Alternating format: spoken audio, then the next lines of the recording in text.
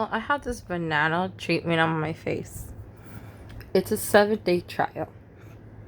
It's getting so hard to even talk. But I'm trying it out. It's my first day. But I had to do it for 7 days. My father's on board with me. But I could feel the tightness. Does it work long run? I do not know. But now I'm waiting to see if I get effects and stuff like that. Side effects. If not, I will continue doing some daily vlogs for 7 days on this. This is day 1. I will give you the DIY in the bottom because I saw it on YouTube. And some TikToks doing this too. It's an all natural remedy to I got my eyebrows.